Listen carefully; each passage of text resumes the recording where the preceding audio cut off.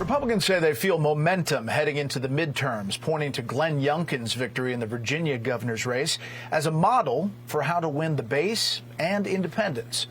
Joining me now to discuss, former governor of New Jersey, Christie, author of the new book, Republican Rescue, Saving the Party from Truth Deniers, Conspiracy Theorists, and the Dangerous Policies of Joe Biden.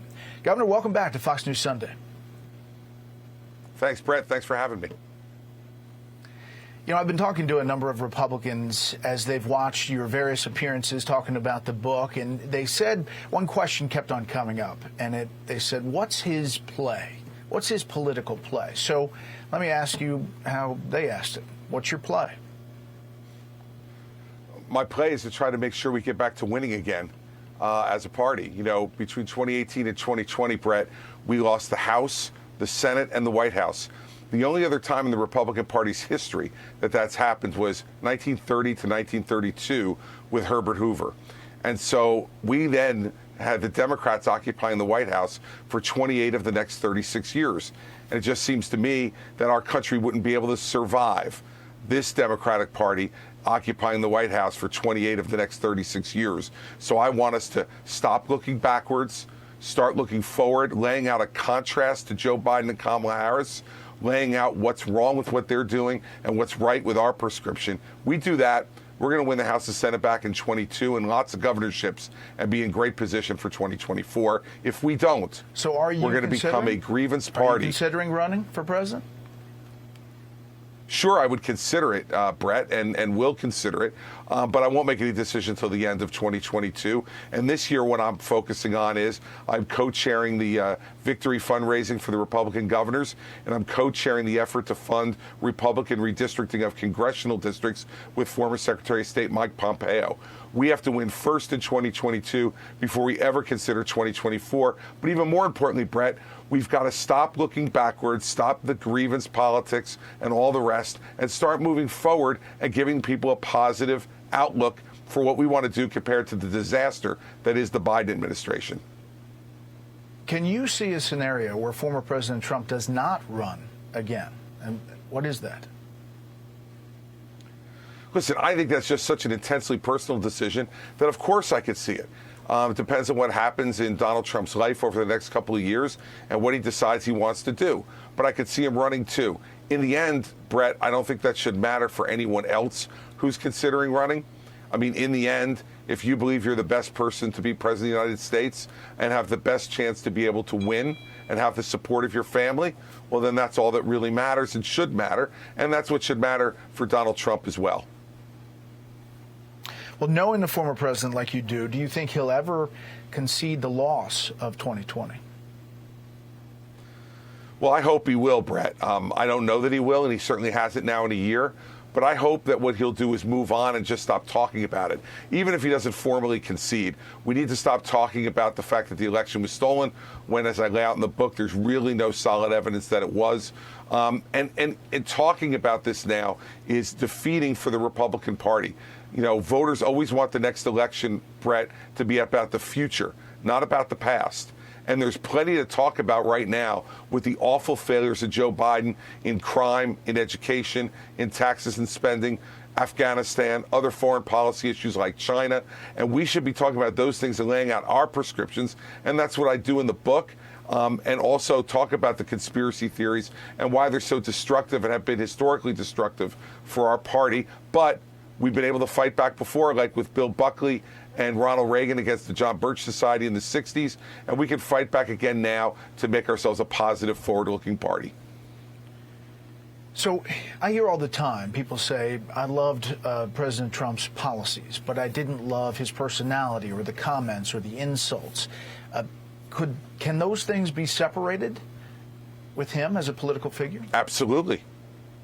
Absolutely. Look, the policies have been outstanding. Cutting taxes, cutting regulation, conservative judges and justices to our courts, strength overseas, new trade policies. All those things have added to America in a very positive way. And I think that this is still a center-right country and a country that is really lurching back against the crazy liberalism that is going on in this country right now, led by Joe Biden and Kamala Harris. So it can be separated. It should be separated.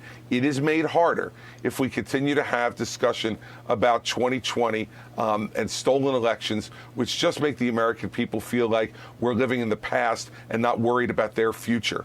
And I think if Donald Trump wants to be a part of that, that's fine. And his choice, but it's his choice if he wants to keep talking about the past or whether we want to start talking about the future. According to the Wall Street Journal, President Biden has told his allies in the past few days that he is running for re-election in 2024 because there's a lot of fears about Republicans gaining strength heading into the midterms. Do you buy that? What do you think of that? No, I don't buy it in the least. And I just look at his performance. Brett, I think what everybody in America has seen over the last 10 months is he's just simply not up to the job. And his administration is not up to the job. They ran based upon uniting the country, bringing greater competence to the White House in their view, and they failed miserably on both. In fact, they've gone far left on all of their policies. He's caved. I mean, this is like we elected Bernie Sanders or Elizabeth Warren with the policies of this administration. And the competency has been awful, as we saw in Afghanistan, as we're seeing in inflation, as we're seeing in crime on the streets. And so I don't buy it. I think he's saying it because he knows that Republicans are gathering momentum. But I quite frankly don't know how Joe Biden running in 2024 would be the least bit intimidating to Republicans or the least bit reassuring to the American people. What's your reaction to the Kyle Rittenhouse verdict? Justice was done in that, Brett, and the jury system works. You know, I was a prosecutor for 7 years, and those charges should never have been brought. And, you know, prosecutors are not supposed to give in to the whims of the public.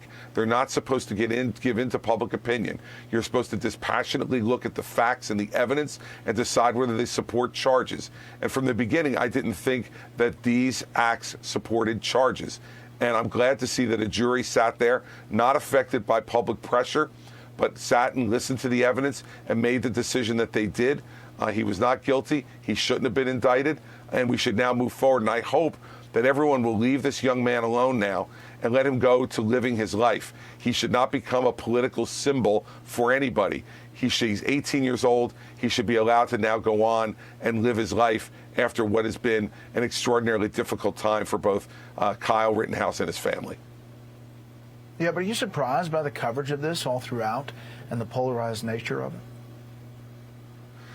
Unfortunately, I wasn't, Brett. I think those people on the left are just attempting to continue to tear our country apart for political gain. Anybody who looked at the videos of this could tell that this was an act of self-defense. Anyone who knows the law would know that.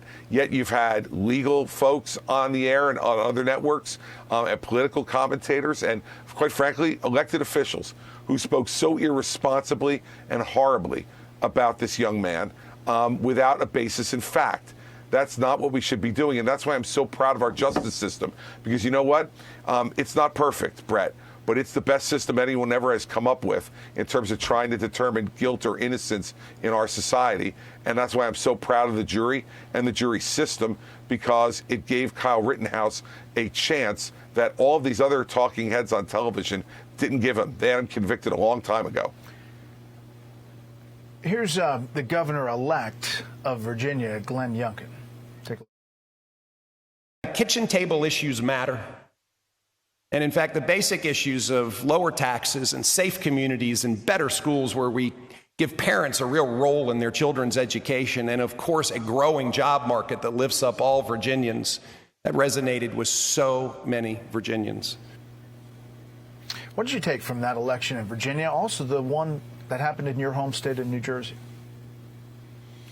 Well, what it showed was that the public wants to hear about the future and not the past.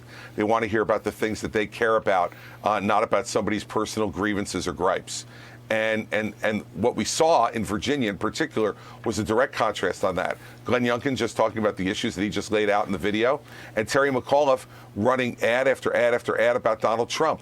No one wanted to hear that in Virginia. What they wanted to hear was, what are you going to do to help my family, make my streets safer, make my education better for my children, lower my cost of living, and give me a better place to live here in Virginia.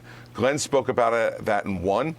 Terry McAuliffe spoke about the past and lost. That should be a lesson for all of us. And quite frankly, I'd written this book before the Youngkin race was completed. And so it's exactly what I say in the book we should be doing as well. And in New Jersey, even though we came up just short in the governor's race, we added 3 seats in the state Senate, 6 seats in the lower house, and maybe even more as a recount goes on. We gained here in New Jersey. And if we're winning in blue states like Virginia and New Jersey with that message, it should tell everybody in our party, stop talking about yesterday, start talking about tomorrow, because winning is all that matters here, Brett. If we don't win, the Democrats continue to govern, and they will continue to lurch our country left and give government giveaways that we'll probably never be able to take away in the future, and will change this country forever. It's not what I want to see happen, and I don't think that's what most people in this country want to see happen. Governor Christie, thanks for your time. Always good to talk to you.